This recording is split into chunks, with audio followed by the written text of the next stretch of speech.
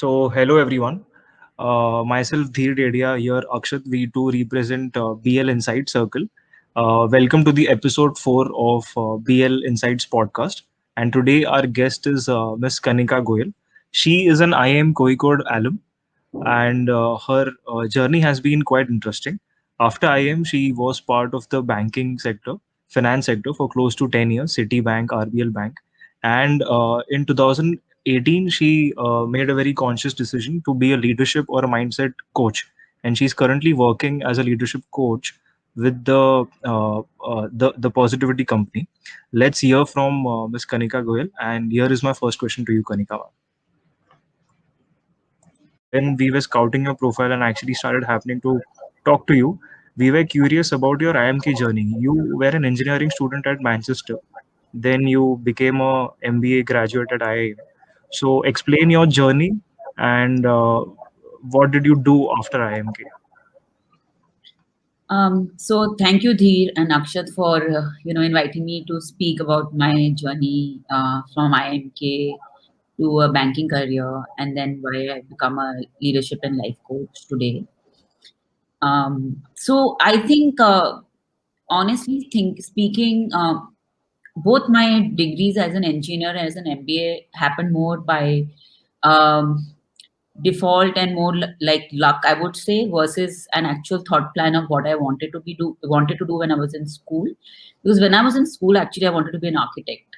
So I had, in fact, I used to paint and draw and sketch, and I had a big portfolio which I had made in my 12th standard to apply for architectural schools in India and overseas. And I'd got through an architectural college in the UK also. But I think at the last minute I got cold feet because architecture is 5 years.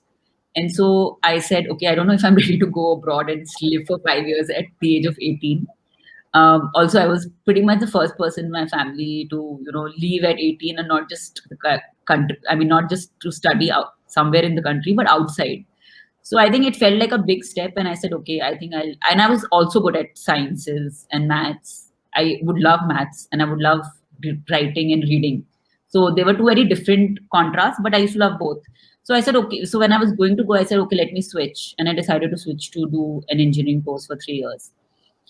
And I think for me, it was a very transformational experience to leave home at 18 and go abroad and study because it really forced me to become independent very quickly.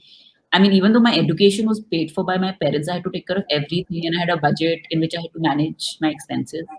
Um, and So I think it taught me how to be independent, run my own home, small apartment, whatever small room that I have in the dorm, and manage my expenses and take accountability for myself and my studies and everything. And not that I can really just pick up the phone and call my parents because it's so expensive to call also.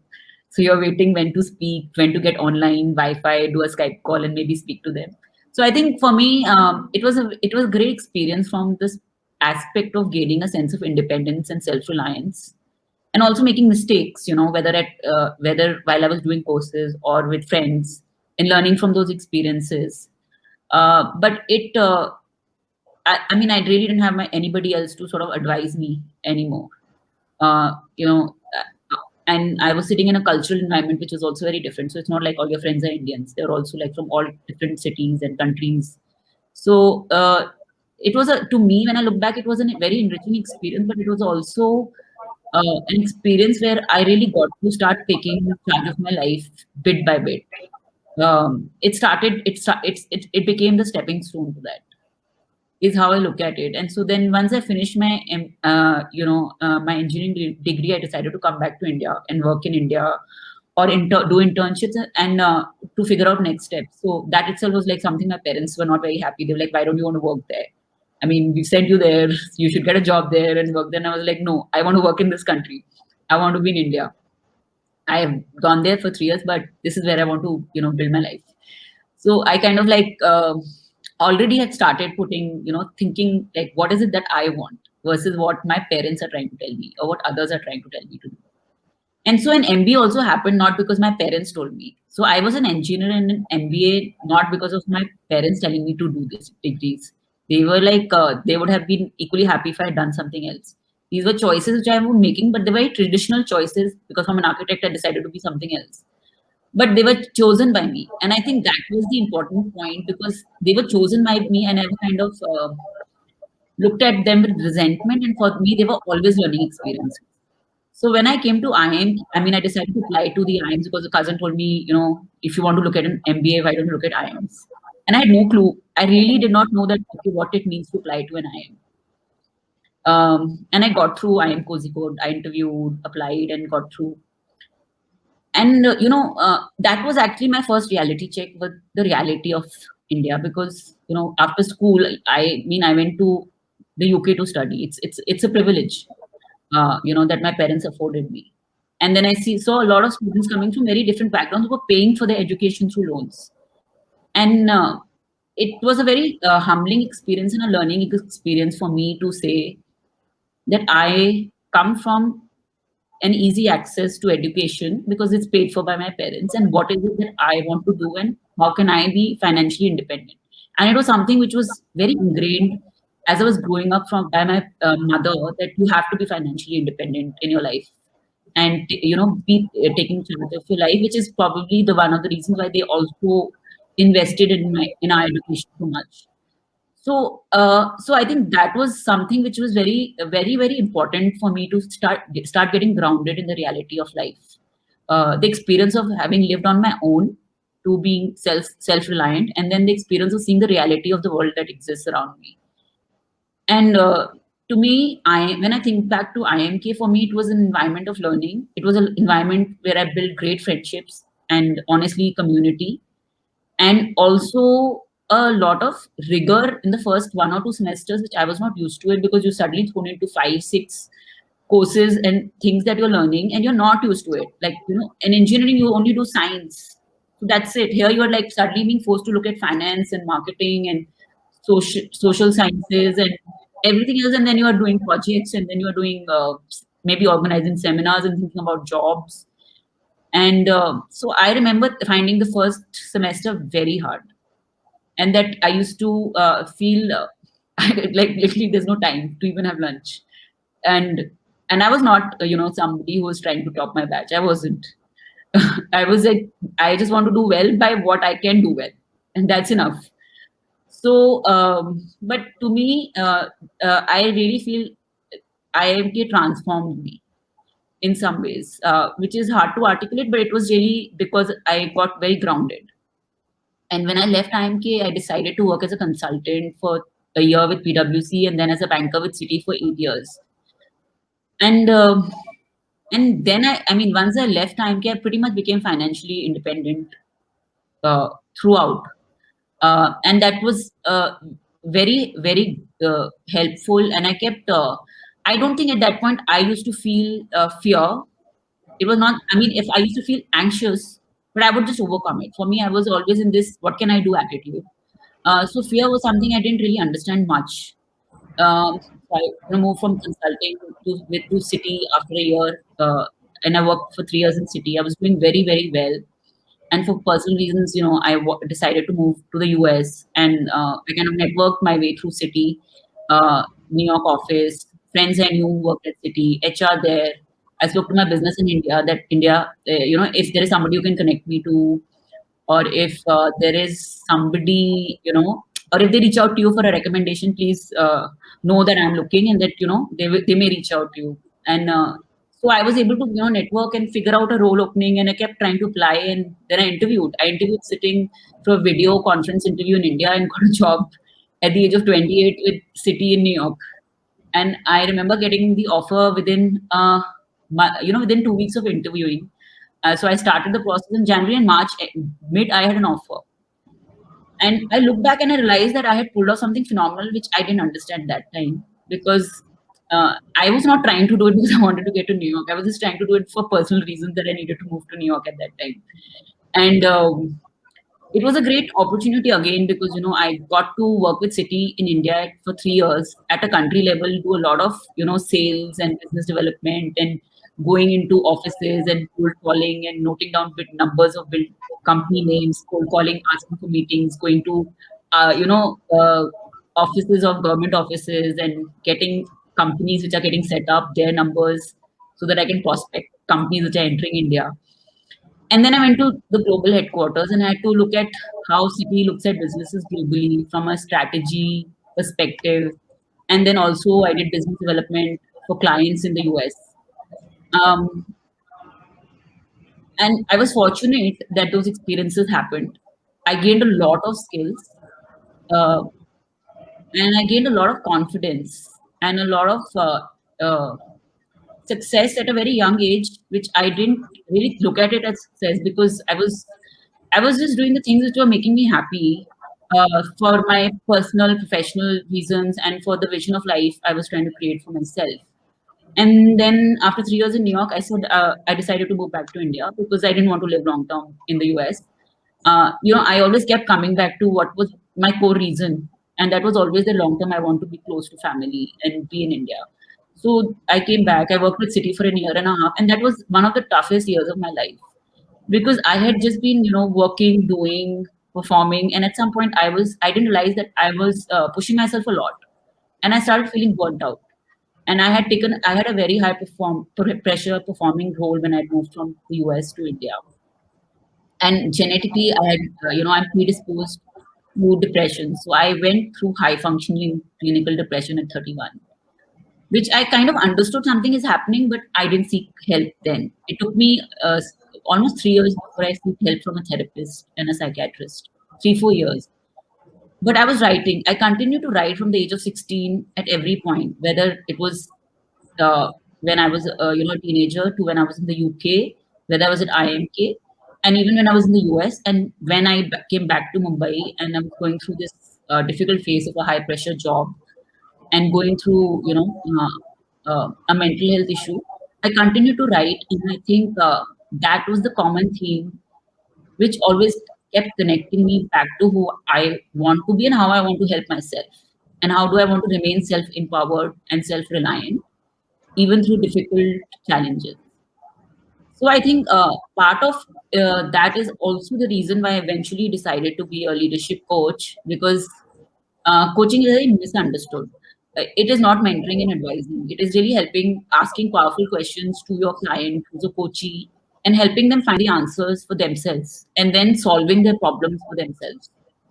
So I think all of them are learning experiences. All of them are growth experiences for me. And ultimately, I think that's what I'm driven by to live a very, very fulfilling, meaningful, happy life. And all the skills that I've tried to learn, even in the last 3, 4 years, how people can really learn them. And it's not difficult. And they just have to help themselves and seek that help. And even COVID is a very difficult pandemic situation. People are dealing with all kinds of struggles, emotional, physical, financial.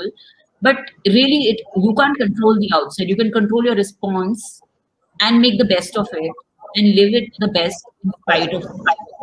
That you can be really happy because you are doing your best and your benchmark is you to improving yourself and not the noise of what somebody else is achieving.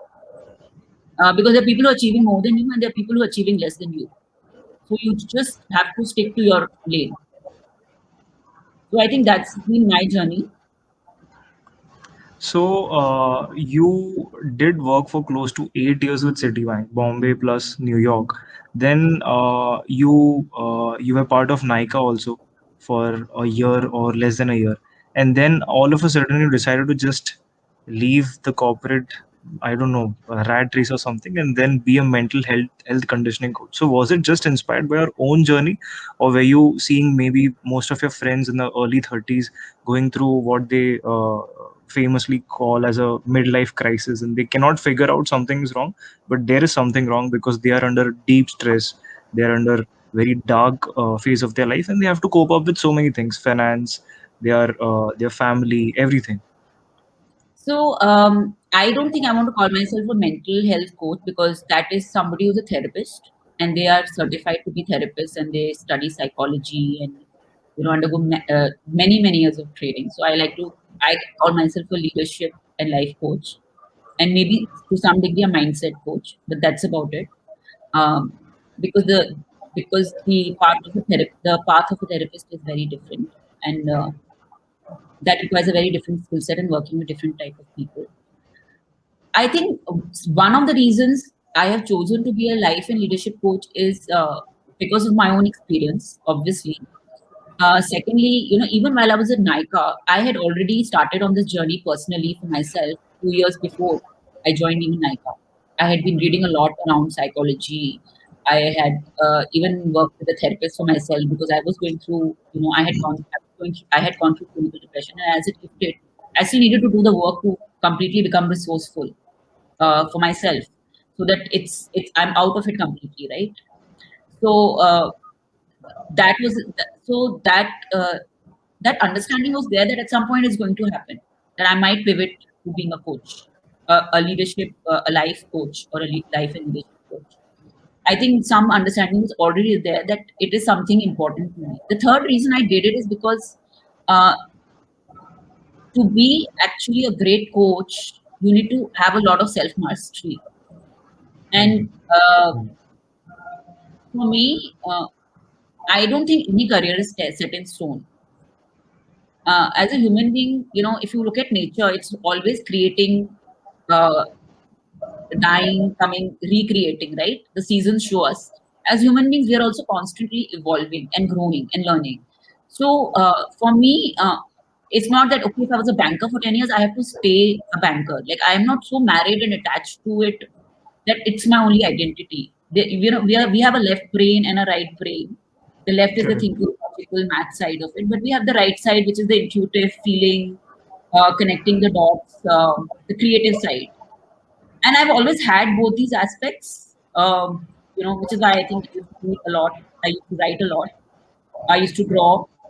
But then I was also very good on the math side.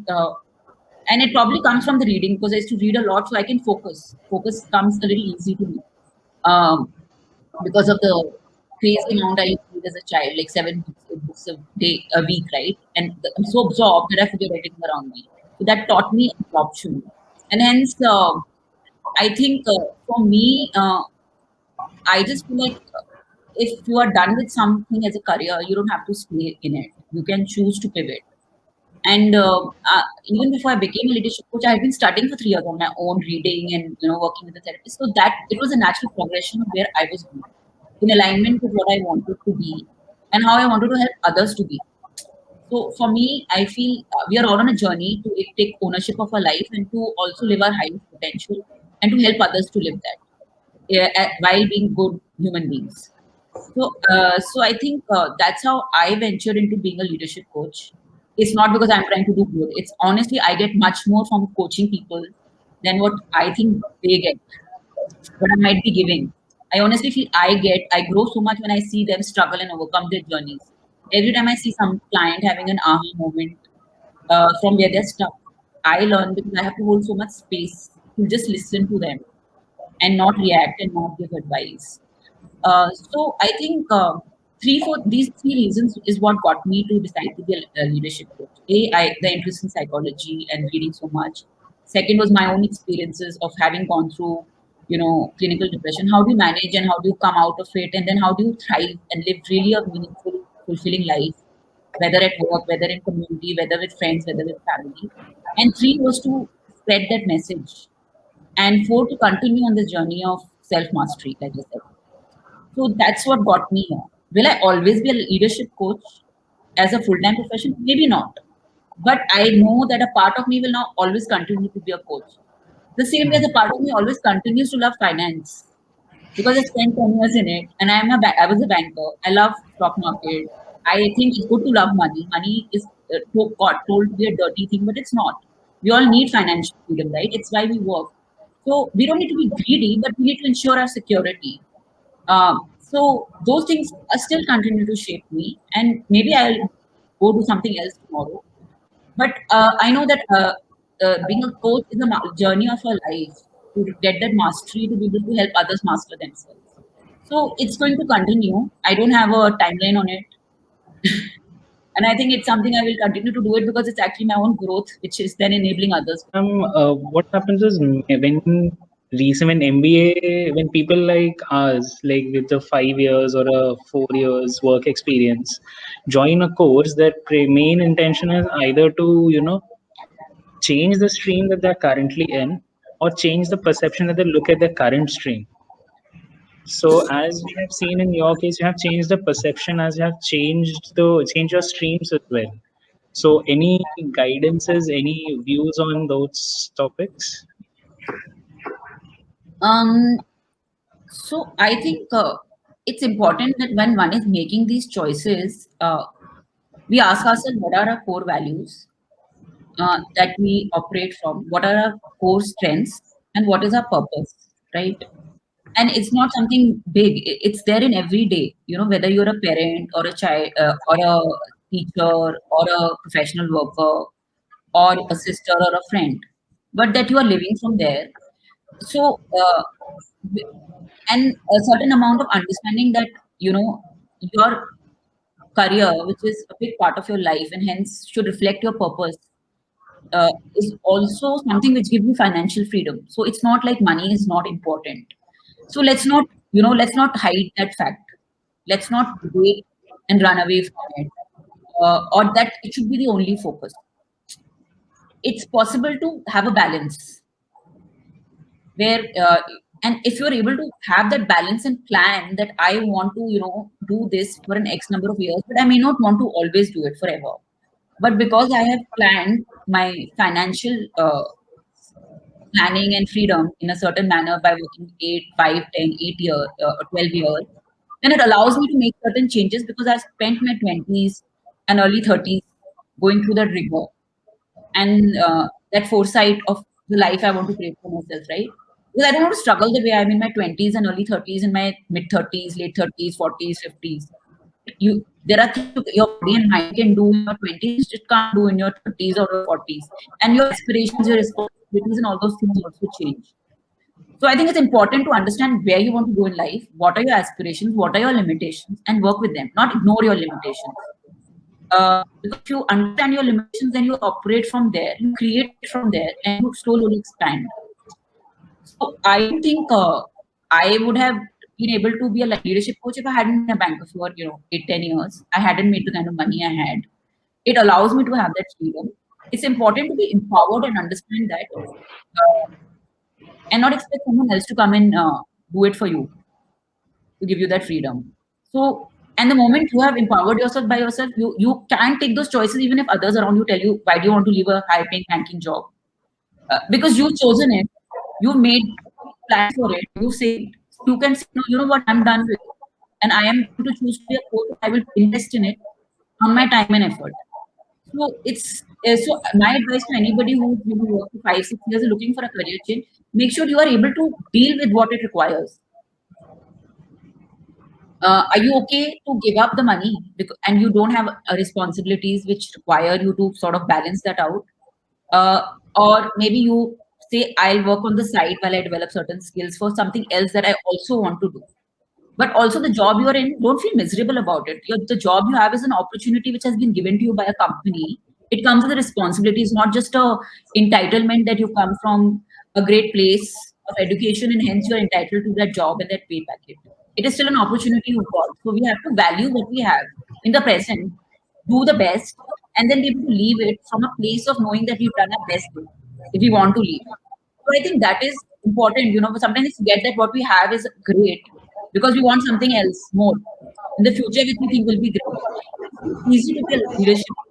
I have been, I'm in my third level of certification currently. With every level, I've had to cross a lot of discomfort zones. Learning new skills is very hard. Every time I have to show up for a class, I'm anxious for the first 30 minutes before the class. Should I attend it?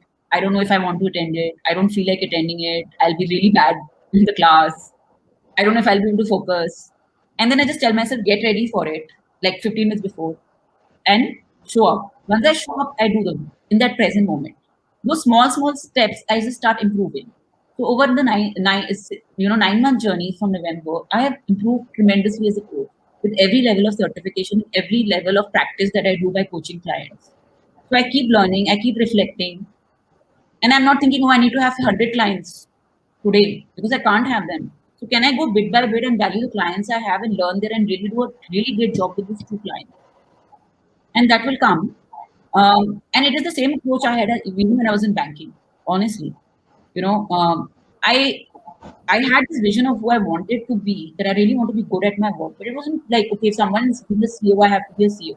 Do I want to be a CEO? Do I want to be an MD? But while I'm in that role, do I really like it? Am I learning? Am I performing? Am I getting recognition? Am I being appreciated? Am I contributing? Am I exceeding my goals? Um, so the thread doesn't change whether you are choosing to be a banker, a writer, somebody who's or a coach, or even the fact that I'm doing yoga and I've been doing it for the last 5 months. The thread doesn't change that I have to be present and just show up and keep doing it from a place that I want to do it. I'm happy doing it. It's difficult, but can I just show up and do? And little by little, I just keep going.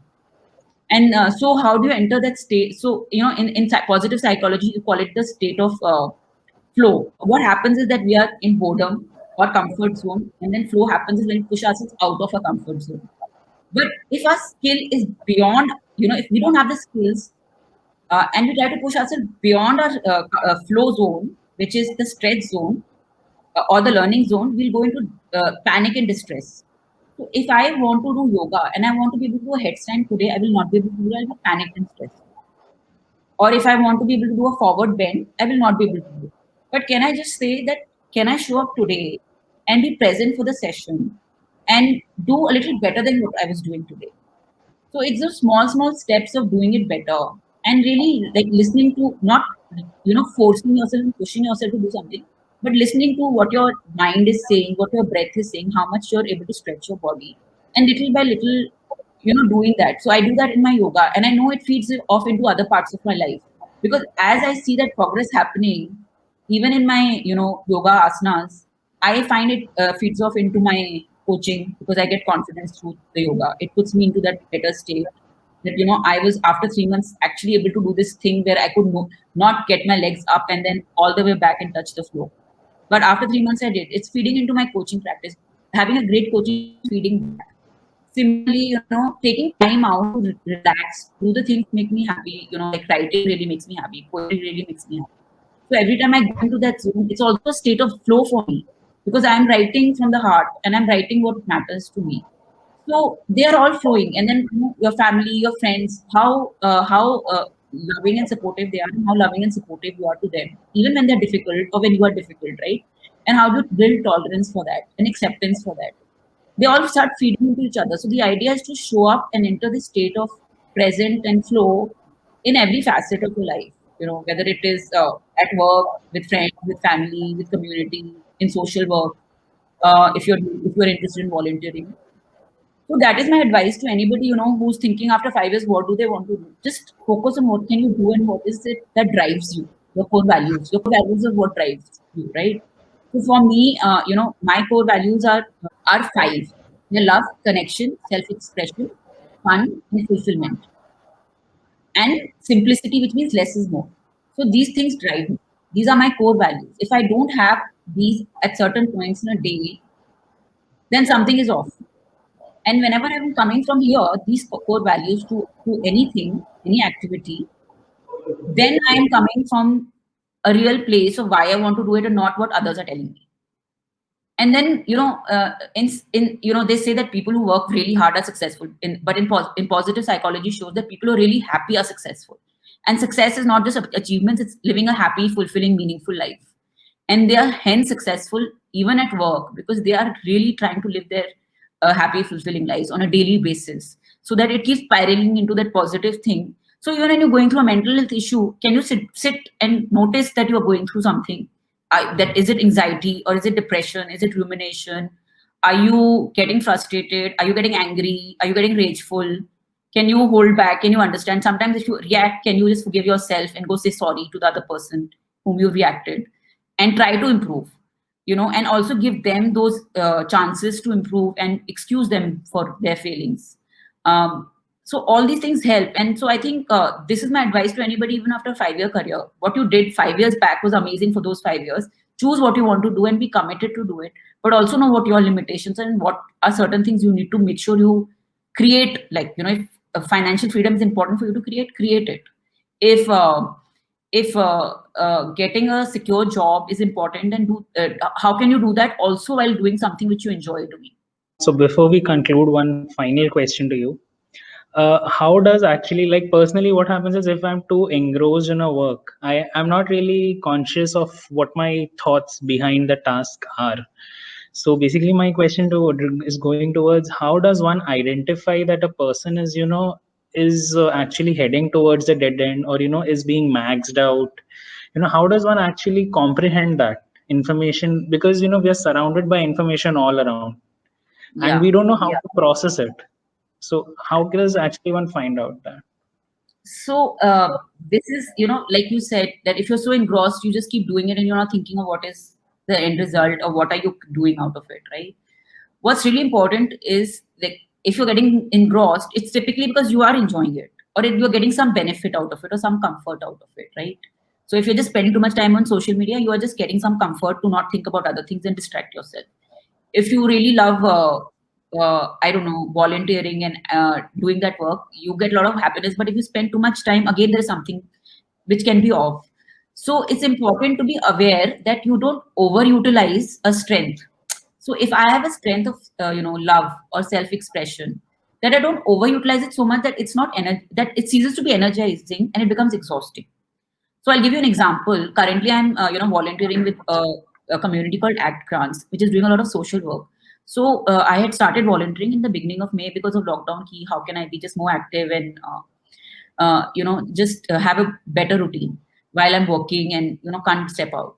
And I realized that I was spending too much time. Instead of the 3-4 hours of volunteer, I was giving it 6-7, and then I was starting to feel exhausted. So I just stepped back. It's important to notice your thoughts. If you're exhausted, why are you exhausted? Ask yourself, why am I feeling exhausted?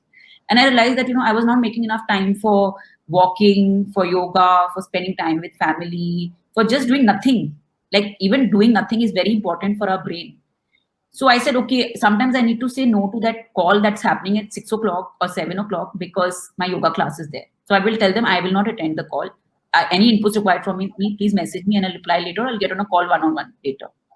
So it's important to not be so engrossed that you forget all your other goals, your personal goals, your own self-growth goals, your goals of fun, of rest time, and come back to that balance. So there is a chart, it's called a self-care plan. It's called physical, psychological, emotional, spiritual, relationships, workplace. And these are 6 aspects. And it's not something you do in one day. It's like a 1-year journey. And you say, what do you want to do physically for yourself in terms of what you eat, how much you move, the exercise you get, how you sleep.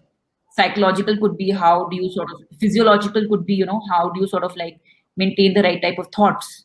Emotional is how do you manage your feelings. Spiritual is what is it that nurtures you. So for me, walks is important. For me, writing poetry is important. Relationships, how much time do you give to your family, your friends? Do you disconnect from work in the evening after 6 o'clock, 7 o'clock and spend time with them? Do you take out time on the weekends to just have fun with them? What are the fun activities you could do for yourself, even in terms of exercise or anything else, like, horse riding or something else that is fun to do?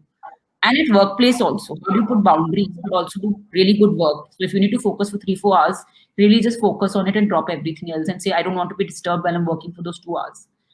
Or like when I'm doing this podcast, I've told everybody I cannot be disturbed for this 1 hour. And I really need to prepare for half an hour before that and be in that mindset. So I'm taking half an hour even before that. And maintaining this balance and coming back to it regularly. It's not something you do in one day. It's a journey you do over a period of a year and you keep enhancing and growing and you fall off it many times, but you keep trying to come back to it. So I think this building of this awareness is also a muscle. It's like learning anything, right? Whether it's learning how to do Excel sheet or financial modeling, which is so easy for, people like us who come from this IIT, math or engineering background. But similarly, how do you learn it for emotional aspects, for how do you, exercise and keep building on the exercise so that your body and mind gets better and better. Taking care of it is so important. Otherwise, you're going to not be able to perform even at work. So even learning those skills which are so different, but how do you do that so that you are actually living in alignment of your mental, emotional, physical, and spiritual aspect. So mind, body, heart, soul. Because if you are aligned and you are nurturing to yourself, you will be nurturing to people around you automatically, because your capacity, emotional capacity expands. So I think that's my advice to anybody who feels they are stuck or they're engrossed. Step back. You don't have to be obsessed with anything. It should be a healthy balance of attachment and detachment continuously. Yeah. Okay, ma'am. So I go for the concluding remarks then. So we, on the behalf of PGPBL class of 2022 and BL Insight Circle, thank Ms. Kanika Goyal for taking out her time off her busy schedule to interact with us about her transition from engineering to MBA to a mindset coach. The key idea of identifying correct choices only based on our goals and our aspirations is a key takeaway for me, amongst other too many takeaways. Hope the viewers have as many takeaways as we had during this session. Thank you all. Thank you so much. And thank you so much for inviting me. And I feel really grateful to be able to share this, because I think I just have one message.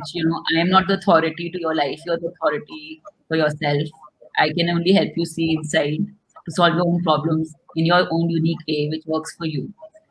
So very happy to share this, and also very would love to stay in touch with you later and know more about your journey.